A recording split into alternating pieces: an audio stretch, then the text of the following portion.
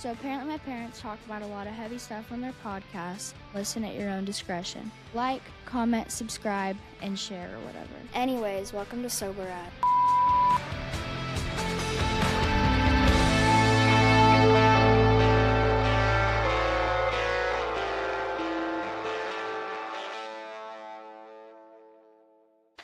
Hey everybody, welcome back to the show. I'm Ryan. This is Jess. We are sober as fuck. Before we get to today's guest, do want to remind everybody you can check out all our podcasts on our website, safpodcast.com. That's safpodcast.com. We have all our monthly challenges, merch like I'm wearing today. That's right. Blogs, coaching, a little bit of everything. Check our website out. We are available on every streaming platform out there. That's right. You know it. You know it. safpodcast.com. And here soon, you'll be able to watch the video format of the podcast on Apple Podcasts as well. Nice. They finally got up with the times. I was like, what Took are we long doing enough. here? Man. I was Yep. like, what the hell? Yeah, there we go. Mm-hmm. So we're kind of running on fumes today. Had an Yeah, interesting last night evening was last fun. night. Yeah. You going to talk about it or you want me to talk about it? I don't know. I mean, it was funny as hell. Now, it was funny after it happened. Well, we have a dogs. dog, dogs, but singular dog that sleeps Toby. in the bed. He's been on one of the episodes, actually. I had him on my lap. Yeah, I had him on his lap. And he, when we put him in bed, he sleeps through the night, right? Like, he doesn't get up. If he gets up, something's up.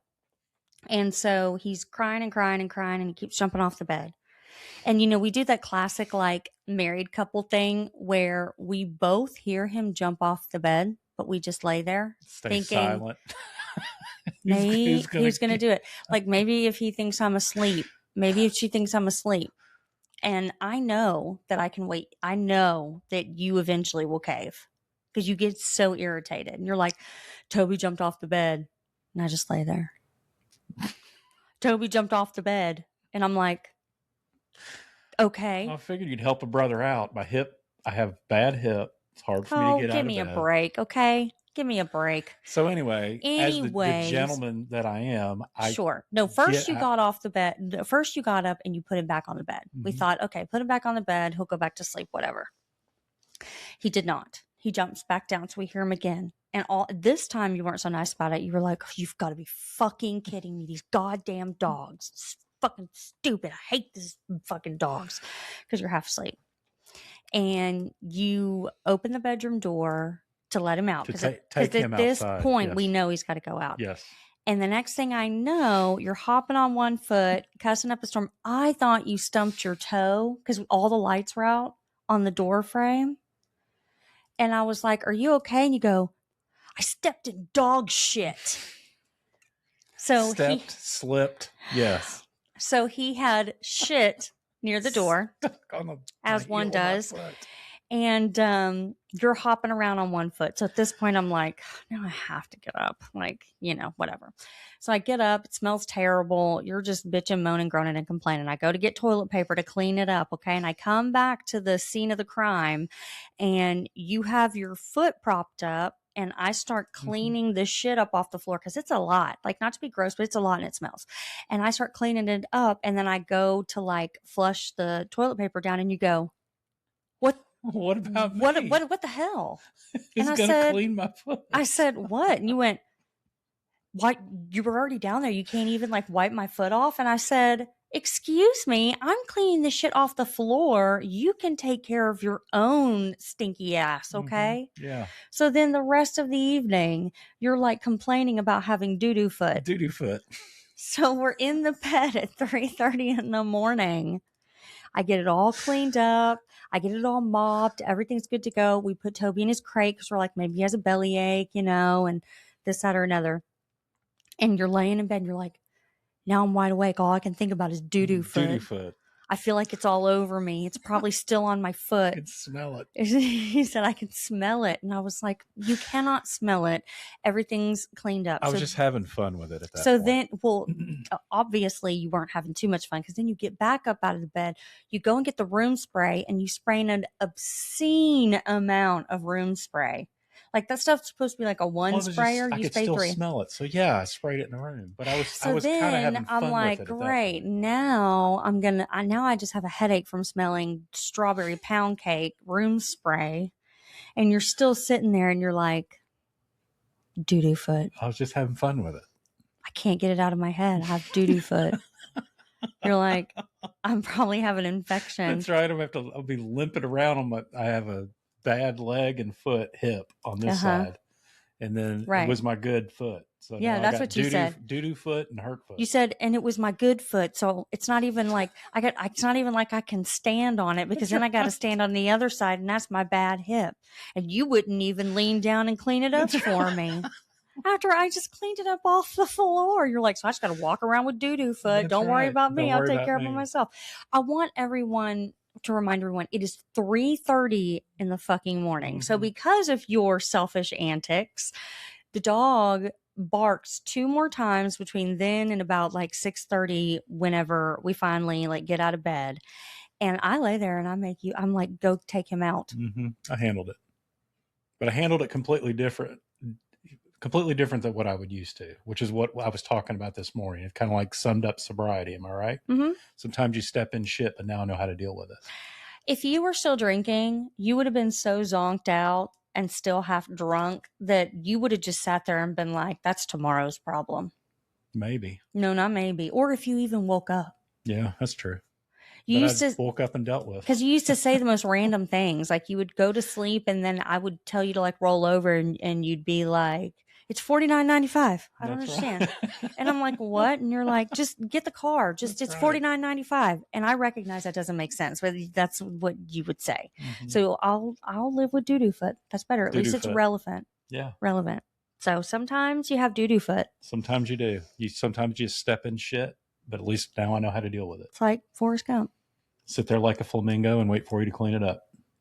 It happens. It happens.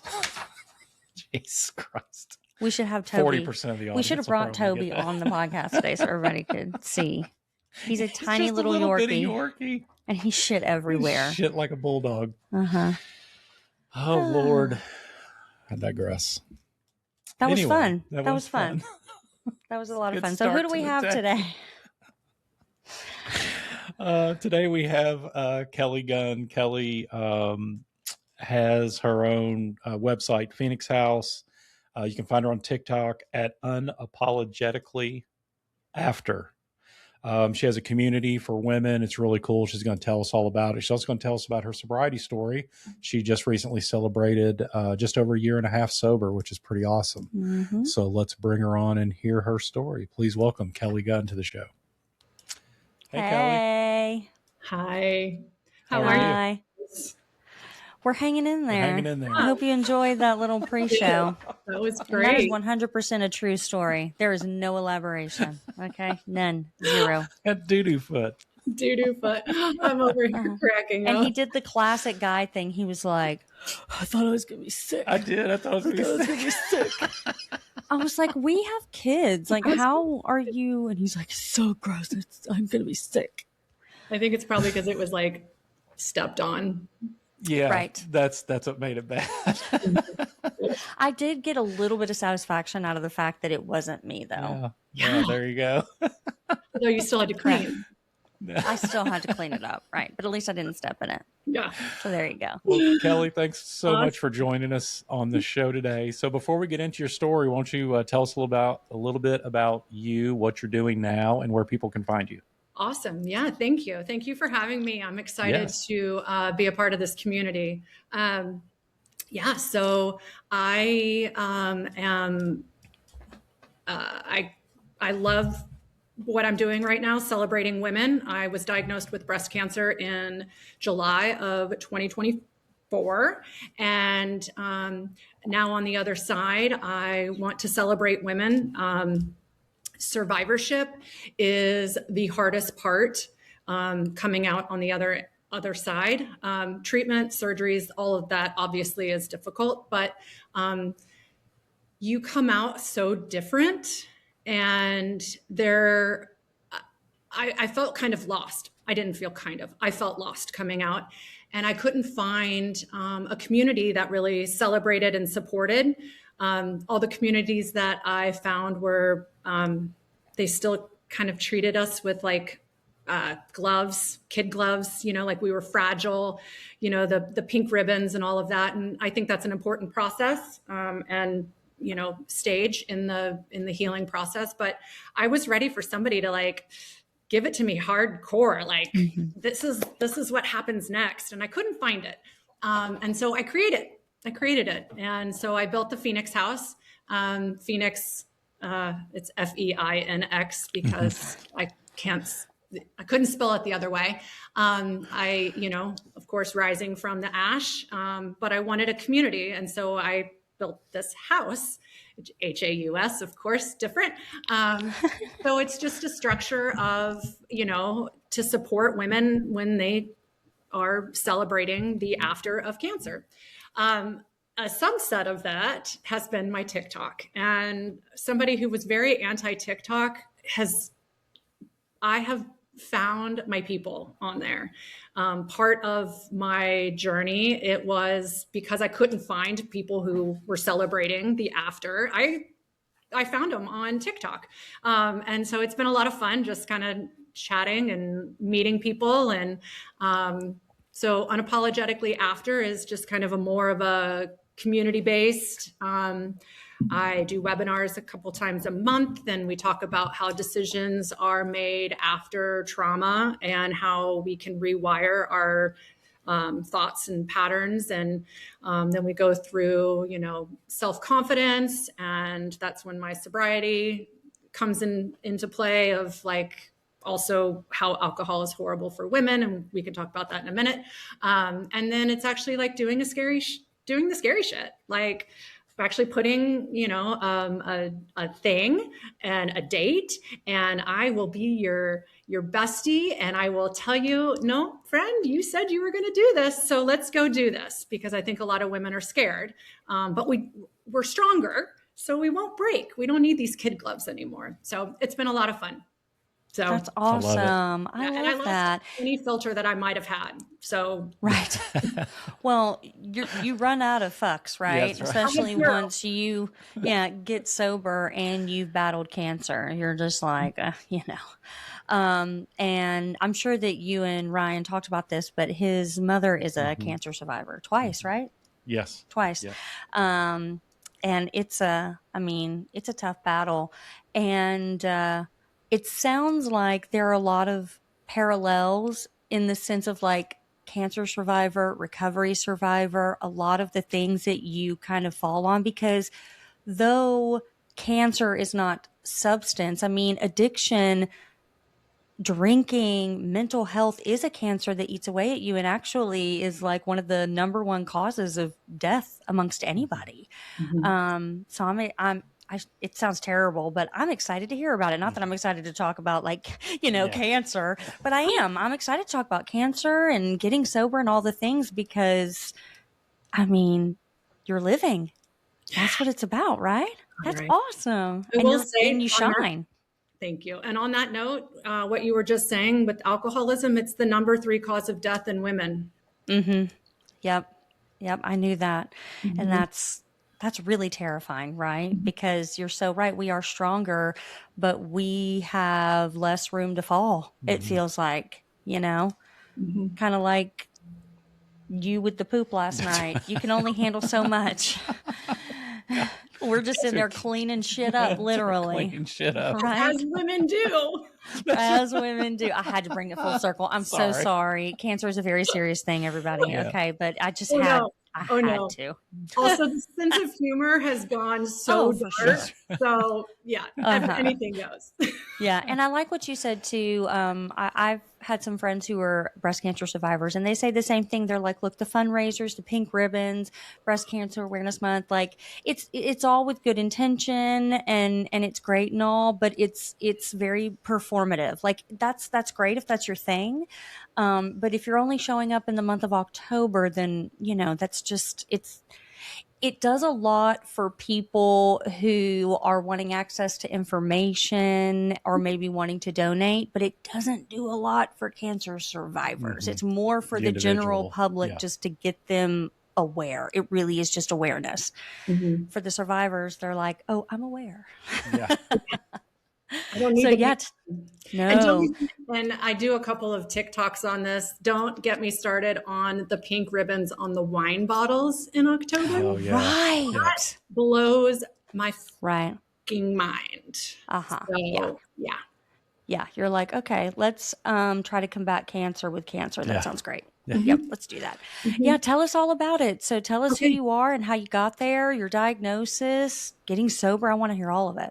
Okay. So, gosh, I started drinking at 15, was going to the bars and, junior high, I was high school, I guess. So have, addiction that runs in the family. Mother still drinks. Father's passed, but was a ravaged alcoholic. And both of my siblings are now sober. They are younger than me, but they got sober first.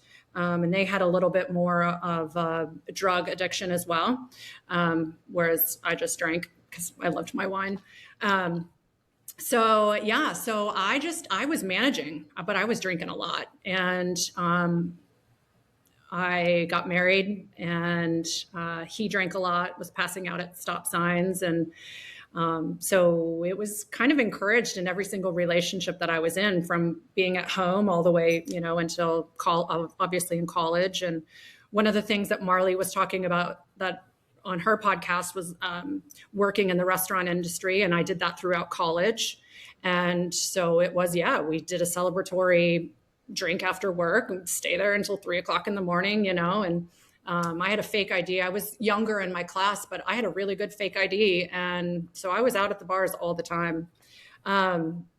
Looking back, I know why, that's validation and, confidence and, all that kind of stuff. But so after I got divorced, because we were both alcoholics, but I was still functioning. So it was okay. It wasn't me, it was him.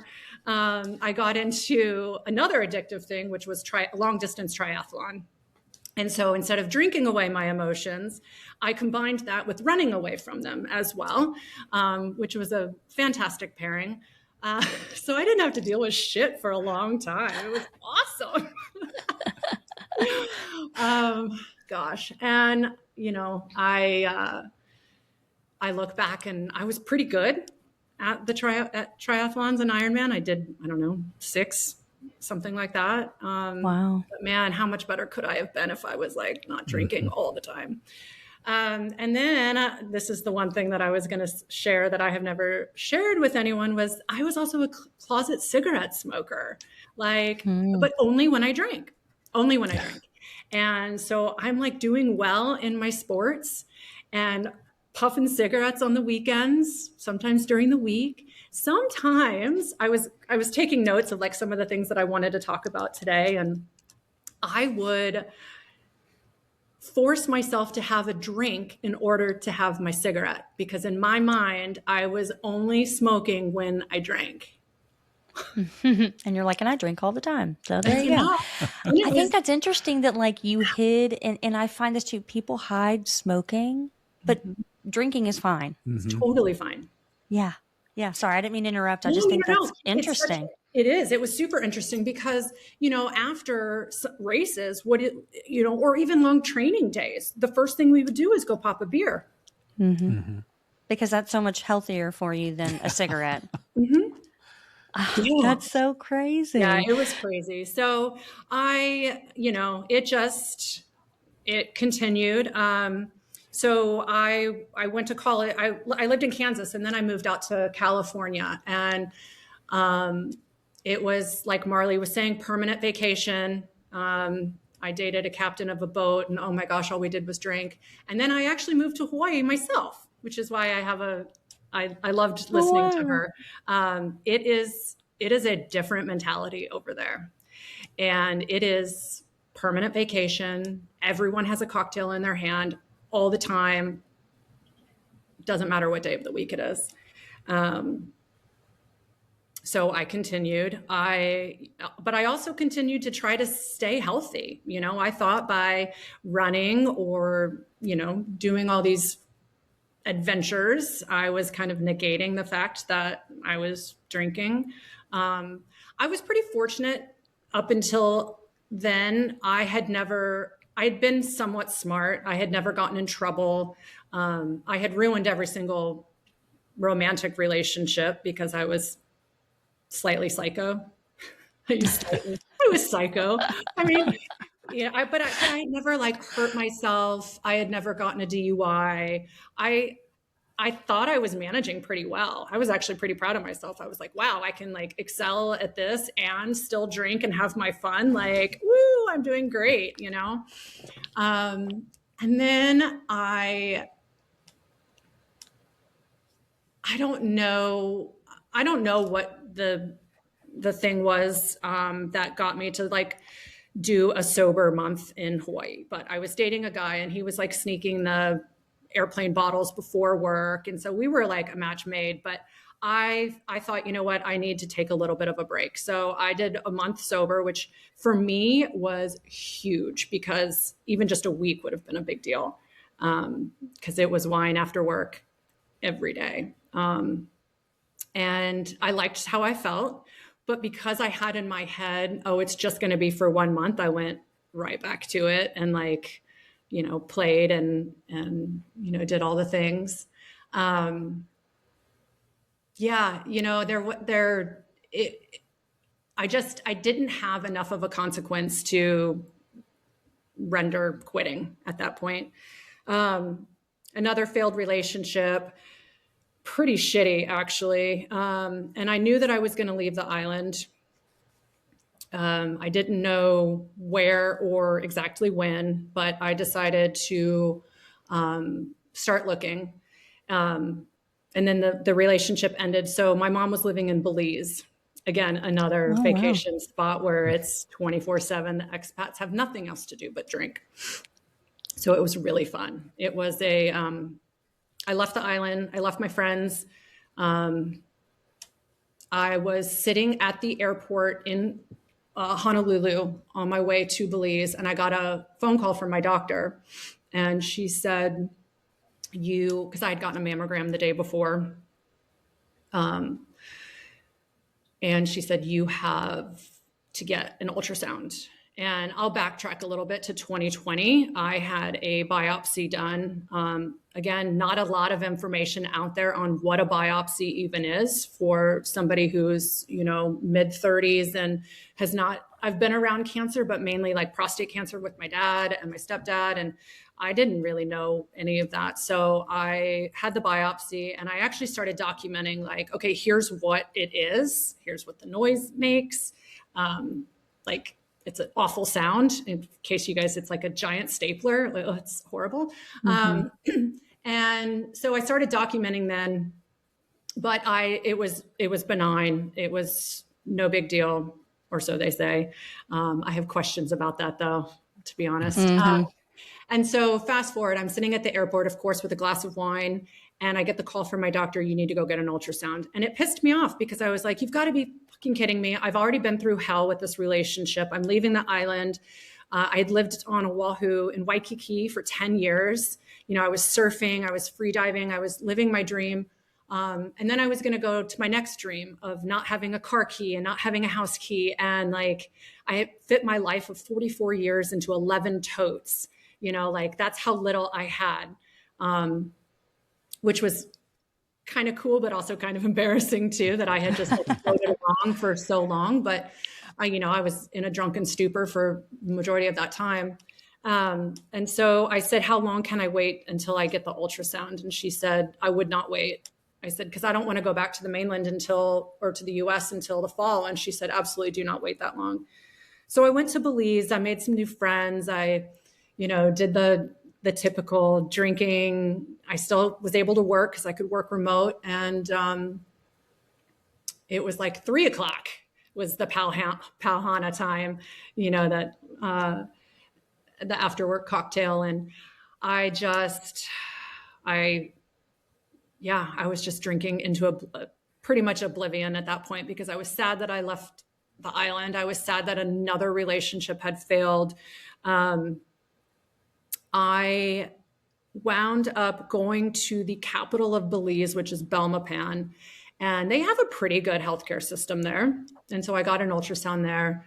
And it's old school though. It's like where they still do the ultrasound photos, like if you're having a baby, you know, how they put I never had kids, so I was really proud of this. I was like, look how many pictures they and the radiologist said, no, he said, probably benign. Okay, so I'm like, cool, probably benign. But why did you take so many pictures of all these places, right? So I went back to living, in Belize. My best friend from Hawaii came down and we did spring break 2024. And we went over to Roatan, Honduras. And I wound up having a massive, what I now know is a panic attack. I thought I was having a heart attack. We had been drinking all day. But I was Googling like what heart attacks feel like. I was prepared, like, if this is how I'm going, this is how I'm going. I wound up waking up, thank God, the next day. And I knew, Kelly, you got to stop drinking. Something feels off in your body. Did I? No. So I go back to Belize and I start getting sick, like off one beer. And the beer there is Bellican. It's super light. I'm like, something is really off. Do I stop drinking? No. Carry on. Finally, I told my mom, I was in tears. I had just vomited. And I said, Mom, there is something really, really wrong with me. And in May, I came back to the States. My aunt and uncle live here in Virginia. And I came back and just decided I was going to use this as my home base because I didn't have anywhere else to go. I got my mammogram and ultrasound on the same day. They said, you need to come back for an MRI. And I was like, oh shit, here we go. So the MRI came back and they wanted to do a biopsy. So the day of the biopsy, they come in and they say, well, we found more tumors that are more places that we want to biopsy. So instead of like 2 places, they were going to biopsy 3. And I'm a scientist by study. I nerd out on the numbers and all of that. And so I'm sitting there, looking at the ultrasound screen because they ultrasound you while they do the biopsy so they can kind of see where they're going. And the rule of thumb with cancer is that if it's round, like perfectly like spherical, not round as in, but like the surface is smooth. Mm-hmm. That's what it is. If the surface is smooth, it's probably just like a cyst or fatty tissue, which I knew that I had from the previous biopsy. But if it looks jagged or like an animal, it's probably cancerous. And I'm sitting there and he's digging because it's against my chest wall where he's going. And, he's telling me like, oh my gosh, like, I'm really proud of you. Like, I'm in there really deep. I can't believe you're not like, and I was just staring at what looked like a penguin that he was digging on. And I was like, I have fucking cancer. Like I knew it. And of course, God, I'm going to cry. So that's okay. It's okay. You get, there's a lot of waiting in between. And the healthcare system here in America, I go on tangents on my TikTok about this. It sucks.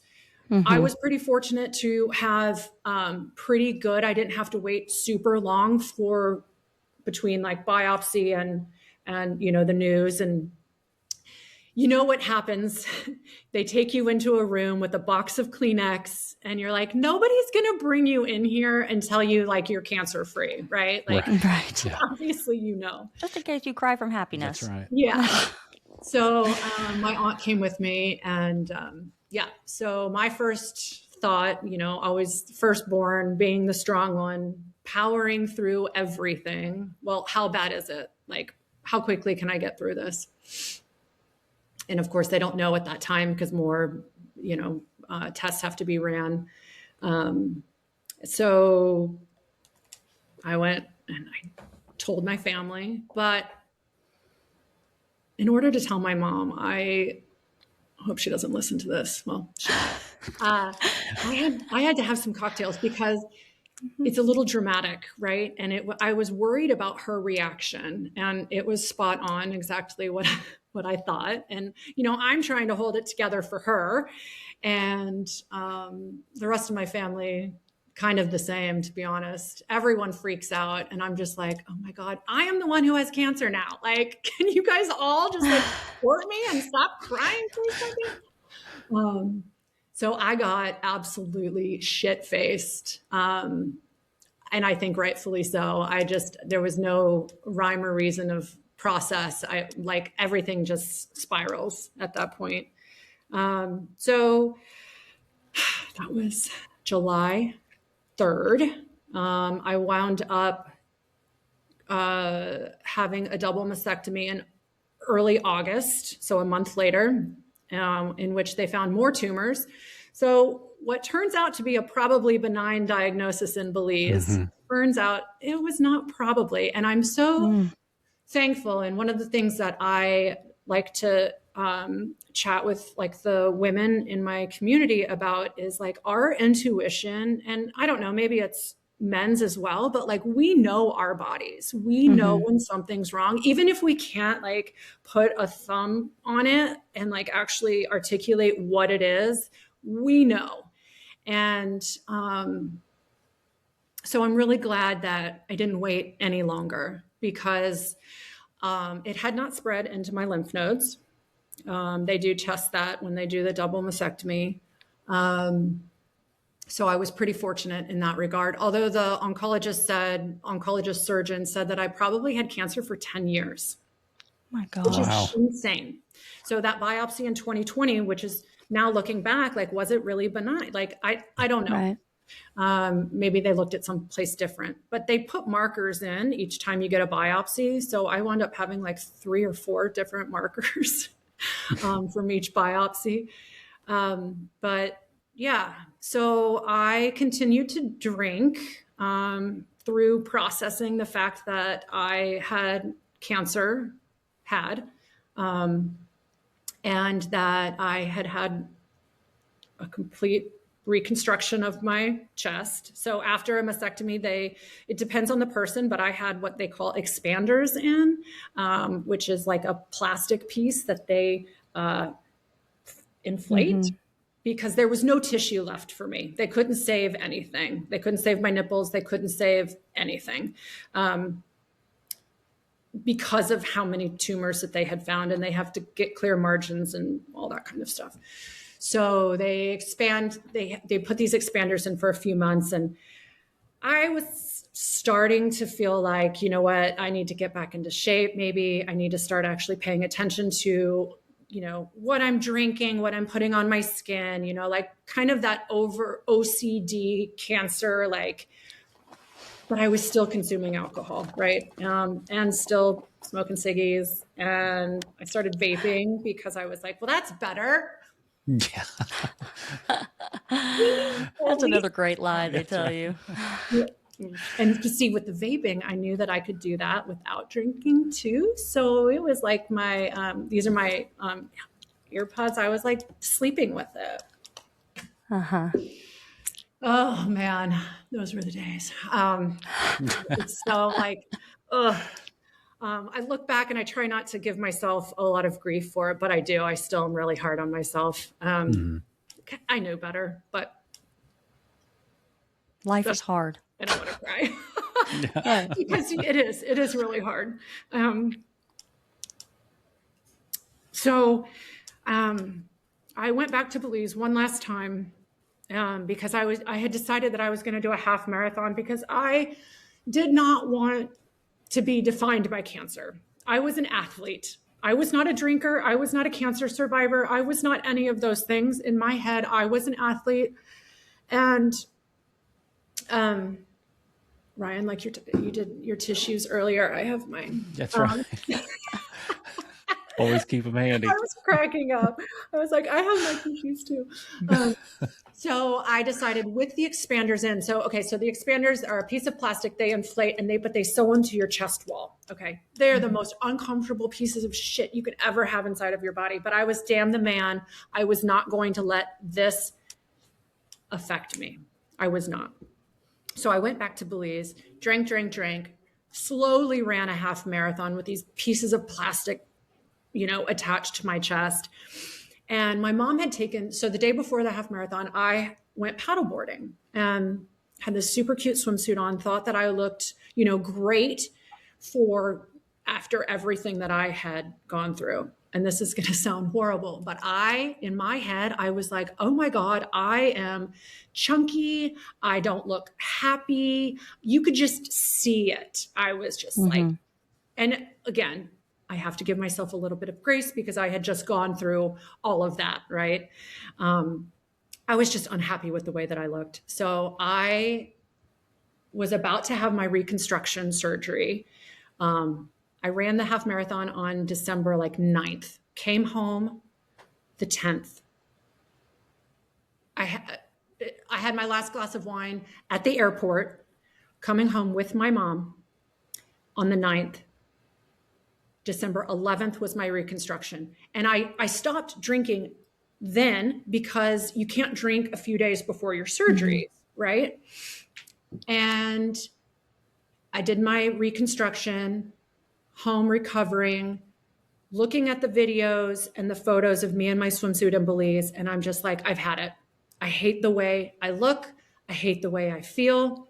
So I was going to do a 1-month January challenge with one of my friends who is a trainer to lift, no drinking, no chocolate, no sweets, no credit card spend. I have it written down in my planner. Those were the 3 things, kind of like your challenges that you guys do. That was mine. And I had started dating a guy who was sober, and he was traveling a lot that month. So I had lost 10 pounds. I was looking better. Obviously the inflammation in my face. I'll have to message you guys my face before and my face after. It is absolutely insane. 1 month not drinking. He gets home from traveling and he's like, holy shit, the change in 1 month. And I attributed it to just working out, lifting weights, healing. I think it was the drinking. I think it's because, you make shitty decisions on food after, my favorite was the Taco Bell. That's right. Oh yeah. Are you kidding? Now I'm like, oh my God, I can't even imagine eating that. That's right. That was my go-to. And so I was like, oh, okay. I like the way I look. I like the way I feel. The clarity was absolutely insane. And then you top that on to I don't want to die. And so I started doing all of this research. You go down these rabbit holes, and I am really, really hard on myself. And so I was like, oh my God, I gave myself cancer. Because if you look at the research, it is insane, the correlation between alcohol and breast cancer. So now I'm on this mission. Let's just see how long I can go. And here I am a year and a half later, and I'll never go back. I'm so happy. I feel like a fraud even coming on podcasts like this because I was such a drinker and really a closet drinker. And now I'm preaching the sober ways, but it probably has saved my life, and it has changed it so exponentially, I can't even describe it. So I try to not feel like the fraud of preaching this, ladies don't drink, but I didn't know how bad it really is. I've got some statistics, and why would you even want to increase your risk by 1% when we're already at such a high risk, So, now I don't want to judge. I'm not here to judge when I, do these TikToks and like say like I'm against the alcohol companies, to be honest. And in fact, here's a fun fact. There is a mass tort lawsuit for women who have developed breast cancer against the major alcohol manufacturers because they don't put the only warning label right now on alcohol is like if you're pregnant. Yeah. Mm-hmm. Yep, we saw about that. So I've been in cahoots with a firm, and I think that is a huge telltale sign if women don't think that it's an issue or didn't think it was an issue. Now, if there's lawsuits going after the manufacturers of this stuff, crazy. Mm-hmm. So that's an incredible story. And I'll say this too. There's a difference between preaching and informing, right? Because I always make that clarity too. I'm like, I am not a missionary for sobriety or mental health awareness. Like we talk about it, but I'm the same way. Like I'm not going to go out there and tell everybody what to do. Our platform, our information is there for people who want to know. And it sounds like you're the same way, right? Like we said, life is hard. So as far as going back and being like, I can't believe I did that. I mean, it doesn't mean that you were bad to yourself or anything around you. It's a struggle. Addiction is a struggle. And then you find out you have cancer. And I love how you said you were like, I got smashed, and rightfully so. Because giving yourself, you're like, I'm not saying it's okay. Like, obviously I shouldn't have been drinking, but you're also holding space for, I was fucking scared. I was terrified and I wanted to numb out. And I think that anybody, no matter how long they've been sober or if they don't, like no matter who it is, there are always going to come times in your life when you're like, I just need to Control Alt Delete. Like, I just need it to go black for a little while. But the difference is in recovery, you recognize that and you go, okay, I'm feeling this and I need to sit here and I need to use the tools that I've gained, right? As opposed to going to that drink, because drinking never actually numbs out anything. It just ends up amplifying it. And, when you were talking about the ultrasound and the doctor saying, wow, I'm really proud of you. I'm sitting here, probing on you. I was cringing on the inside because I was thinking, really, dude? Like, really? Because I don't, like, I'm a woman, okay? We get told, like, oh, it's just going to be a little pinch. And it feels like your insides are, like, being torn out, okay? So there's no probing. Like, I feel like when we go in for any kind of, like, medical treatment, and don't even get me started on, like, Black women in healthcare. Like, that's a whole other thing, right? We know, like when we're like, what's it going to feel like? And they're like, oh, it won't be that bad. We're like, okay, so fucking terrible. Okay, got it. And let me guess, you're only going to give me some ibuprofen, right? That's what I thought. So yeah, I mean, all of that compounding on top of each other. Just, it goes back to what we were talking about before. We expect women to be so resilient. It's like when, I'm going to go out on a limb here and say that I'm sure that you hate this phrase. And if you don't hate this phrase, I apologize. But like, you're so brave. Oh, yes. Really? Like, okay, shut the fuck up. Okay. It's not bravery. It's called survival. It's called, I don't have any other option. Right. Okay. He says it best. He's like, if I were a woman, I most certainly would never have kids, and I probably would never like have sex with a man or anything, because I'd be like, nope, I'm not even going down that road. It sounds fucking terrible and painful and awful. I'll just live on an island all by myself. I'm good. Leave me alone. Don't touch me. Don't look at me. And I'm like, I feel like that's how most men feel, because can you imagine? So yeah, I didn't mean to go off on a tangent there, but like as you're talking, I can totally read the undertone of just like, addiction and women, and then healthcare, and then women, and then cancer, and then women. And it's like, it's just god awful. All of it is god awful.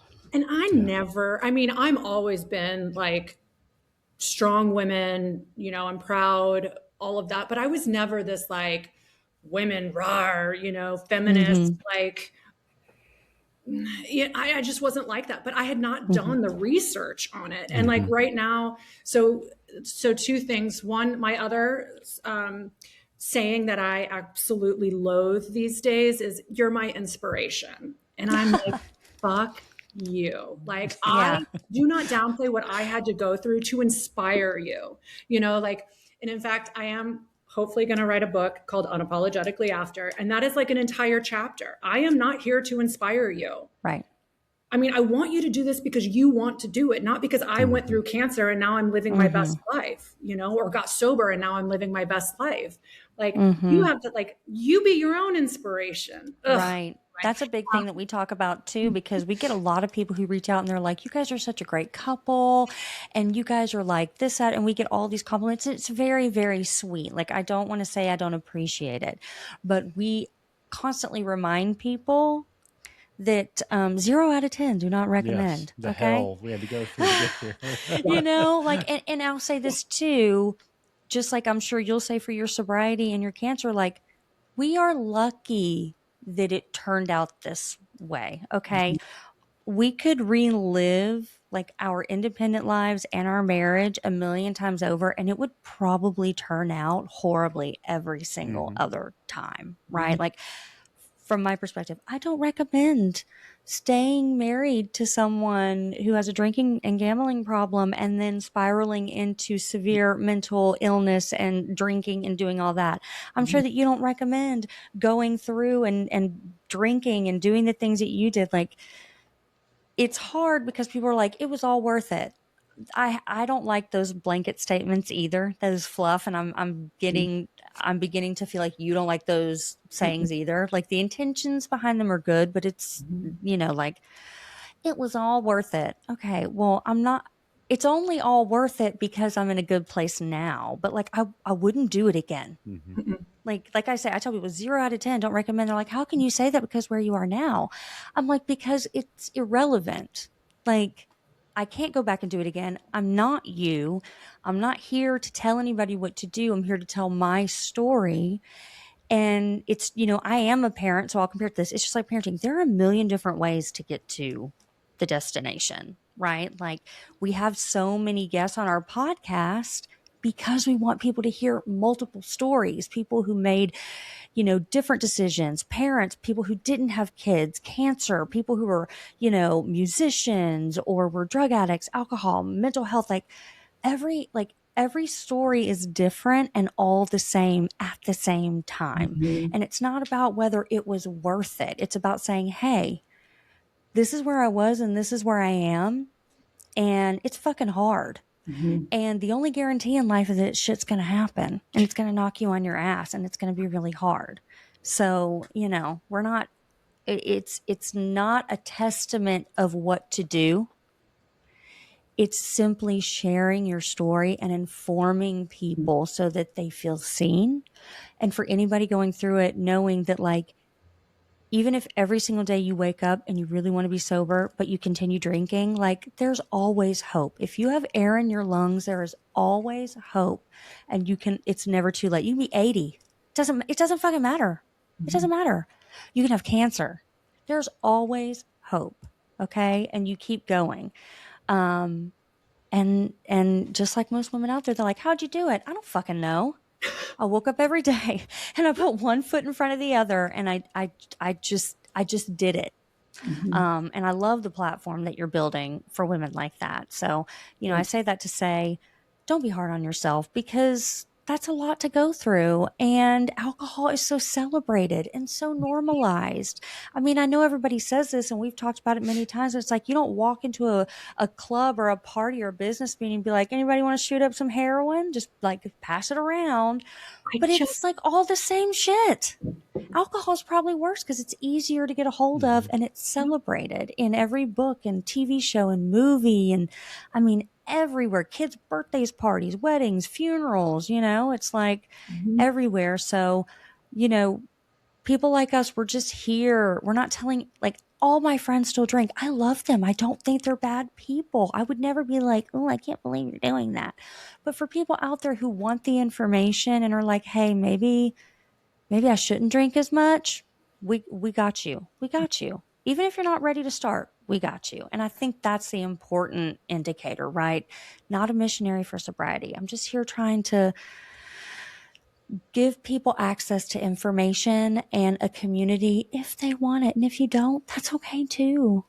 I know a lot of beautiful, wonderful, amazing addicts out there who are awesome, wonderful people and can't kick it. And that's okay. So that's welcome to my TED Talk. Okay. No, I love that. Yeah. End of rant. Well, Kelly, first of all, thank you very much for telling your story. Yes. Yeah. Powerful. I really do powerful. appreciate that. You are by no means a fraud, so I hope you don't think that way.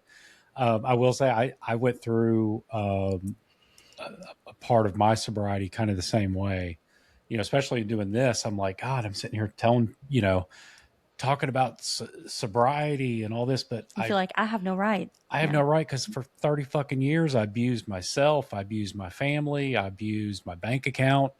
But I did come out amazing on this, on the other side. And I learned so much about myself and the neuroscience, what I was doing to my body, just like yourself. You find out about it, then you know what? You do want to be a fucking advocate. You're like, look, this shit's fucking terrible. Look what it did to me. You want people to know, like, if you want to, you can. Yes, you can change. Yep.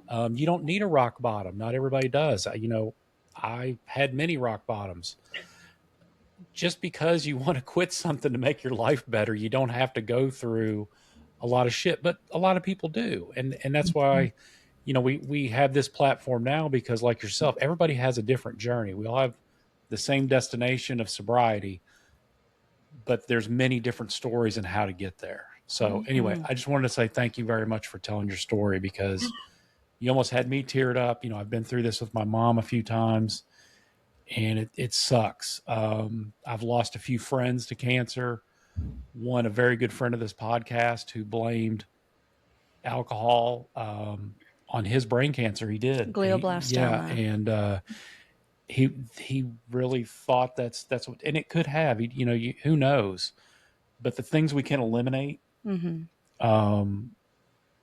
to make us, healthier and better, I'm all for it. I'm a huge advocate for it. And that's how science works, though, right? Because so many people be like, well, once upon a time it said this and now it's this. What am I to believe? That's how fucking science works. I tell people, like, you have the information, you have a conclusion, and then as new information comes about, as generations of people live their lives making choices and die, and I'm talking like even centuries, new stuff comes about. So a lot of this too is informing people so that we can see that change, even if you're not around, right? Because a lot of this research is so strong, but we really, at the end of the day, don't know what creates an addict. That's the scariest part. Like, why is it that this person right here can maybe drink once or twice and then give it up, and then this person over here struggles so bad?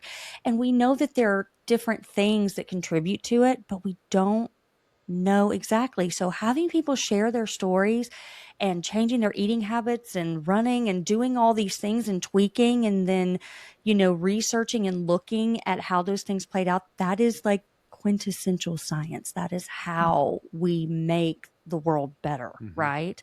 And so that's a whole other reason. And I love that you're all about the science, because that's how I am too. I'm like, I need it to make sense. I'm the one that does like, he's like, you would have been a great private investigator. Like, I give you like a name, and it's like, who they are, their social security number, their blood type, where they were born, who their family is, like true crime. Because but not even that. It's just inquisitive, right? Or like, I'll do a deep dive about anything. And I come from nonprofit healthcare, a lot of reproductive care. So, I see a lot of that. And it's very heavy when you're in that world. So, I mean, you're saving lives. Honestly, you really are. So at what point, I know you said that, there was just not a lot of information about, like, in your face, what happens now, cancer, survival, all of these things. at what point, like, how did you go from that to creating this community? Like, tell us the bridge between those two things. I get, you know, I, I think how I process. So not only had I never processed my emotions or accentuated them, I had never really sat with them, right? And so going from cancer and sobriety, it was, and forced menopause, mind you, which is a joy. I had all of these things, and I felt so lost. I had never been super depressed before. I got really low. And so in order for me to find, you know, joy, especially like without drinking or any substance, right? I decided just to sign up for all this stuff, right? I was like, oh, I'm going to be a public speaker. Oh, I'm going to write a book. Oh, I'm going to publish articles. Oh, I'm going to be a model, or I'm going to be, and I like forked out embarrassingly amounts of money in order to be coached and, you know, do all this stuff. Whereas now I'm like, I just want to have this little $33 a month community and be on podcasts and, you know, and so I was like, why did I make all of those decisions like that? Like, what was the urge? Why was I feeling so, I call it graspy, like I had to have like right then and there, you know, like I'd always been like, oh, I have to have that swimsuit or something like that, but not like thousands of dollars. And so I like sat back and I was like, oh my God. So doing some research, there are two different pathways for your brain, especially post-cancer. And it is the urgency, right? And then it's like I'm just going to never deal with it. And so I started like, how can I like put this into a framework? This is also like, I guess not all of it was a waste because I did learn some of this when I was in my keynote speech writing coaching group or whatever. But there's a framework of how this works and how you can actually like get through it and make decisions clear.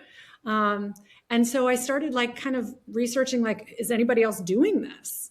I used to own a swimsuit company. I used to make my own bikinis when I lived in Waikiki, and I loved owning my own business. It was a side hustle. But I thought, you know what? Again, one of these graspy things, I want to be a business owner again. And so I started the Feinix Haus because I thought, well, I actually, at first I hadn't really dialed into post-cancer. It was just women like holding on to too much. And then I, you know, narrowed the niche down to post-cancer, but there just wasn't anything out there. I couldn't find anyone to like help me make decisions because I was tired of blasting through money on things that I wasn't going to follow through with. Mm-hmm. Yeah. I mean, and that probably didn't couple well either with like the alcoholic mind too. Yeah. You know what I mean? The addiction, because it's like, that's part of that too. I want it now and I need that dopamine and it's going to work. Yeah. But you found all of that in yourself. How badass is that? How badass is that? And it wasn't all money wasted because like finding out what doesn't work is sometimes more important than finding out what does work. Or grabbing small things from everything you were doing and kind of combining it into one thing too is huge. Well, what happened. So I'm thankful. I'm very fortunate that it did work. I didn't grasp too far outside of the world that I'm in now, but that was the bridge, was let's do all the things and build this community. So I love that. And, you know, this entire podcast, most people watch it, but some people just listen to it. Like, even when you were crying, like, you have smiled the entire time. I have noticed that. I'm like, even when you're crying and you're talking about the hard times, you're smiling. And you can just tell by the look on your face that you're like, I just have all this stuff. Like it's like a lightning bolt that I just want to get out and I want people to know, because when you're living and you're happy, you're like, I want other people to be happy with me, you know, and this is a horrible comparison. I don't know why it's the first thing that comes to my head, but it is. Like, we built our house and we put a pool in the backyard, and everybody knows pools are just a money pit. But I would tell our family and our friends, like, you know, the pool's not worth anything if our friends and family don't come over and swim in it with us. Like, I didn't build it so I could be out there. And I know some people, but I'm using this as a metaphor and literally, some people built the pool so that they can be in it alone, and that's fine. But I'm like, what's the point of having this if there aren't like kids running around and family here and music playing and grilling out and, you know, splashing and life, right? Like, that's just how I am. I'm like, I built it for it to get a little messy in all the best ways. Mm-hmm. And that's how I get that vibe from you too. Like, I'm building this because I want people to come on this journey with me who want to. And I'm not trying to tell anybody what to do. I'm just trying to tell everybody, like, you can absolutely wake up every day and be happy. Not that you don't have bad days, not that bad things don't happen, but you can still be happy about how you're moving through those things. Mm-hmm. And that's like a really big part. So yeah, I just wanted to say, sometimes like, you step in shit and you know how to combat it and have a better day. You just had to, didn't you? You just had to. You had to.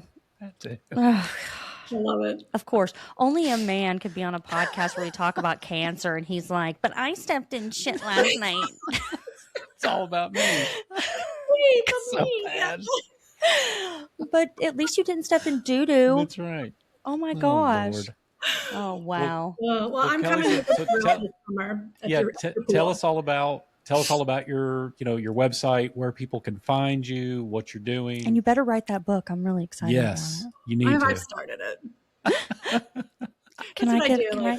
I'll pay for a pre-release copy.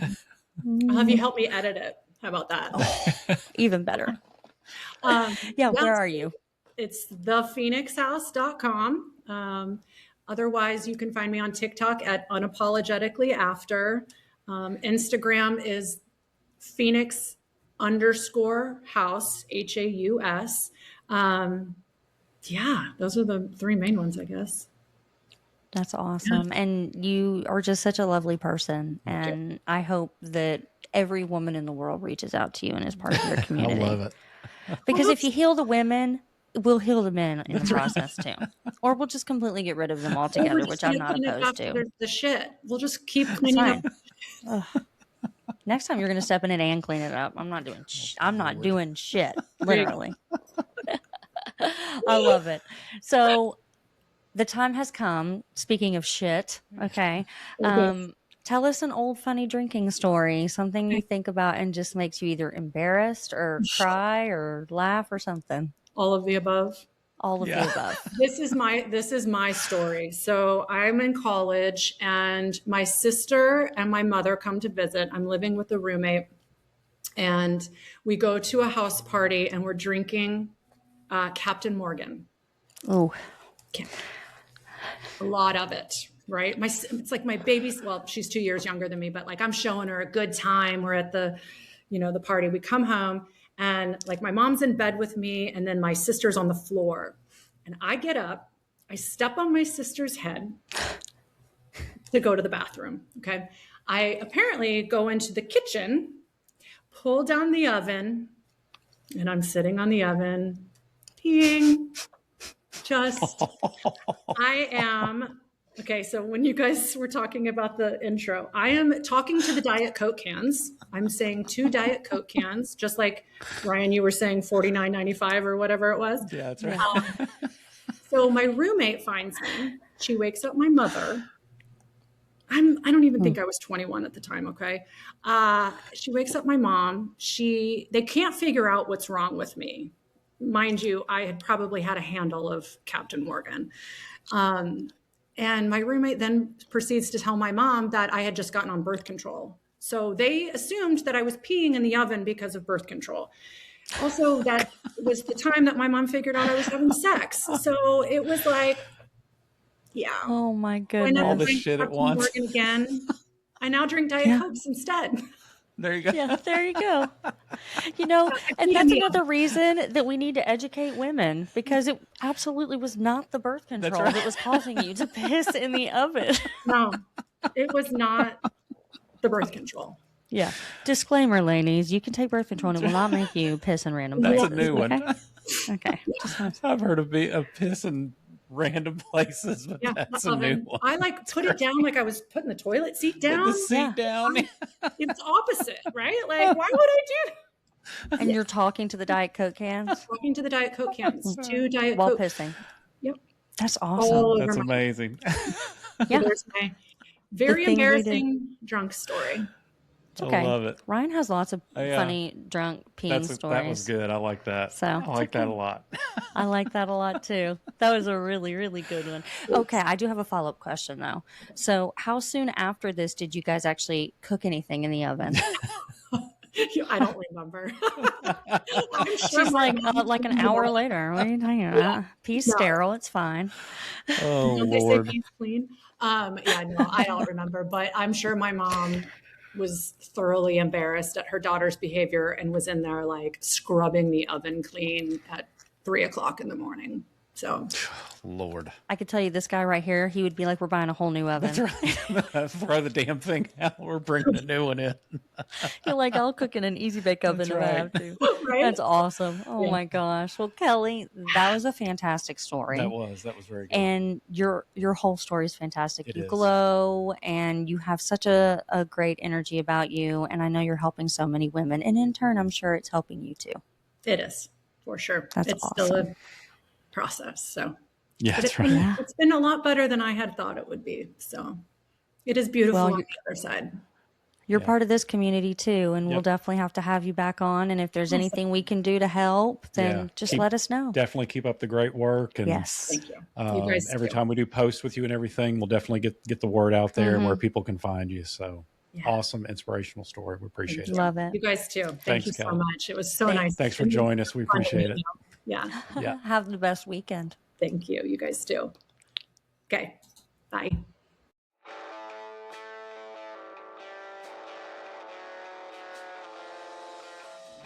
If you love the podcast, which I know you do, please like, subscribe, and hit that notification bell to get Boom. notified every time we post. That's right. Dropping them, baby. Word.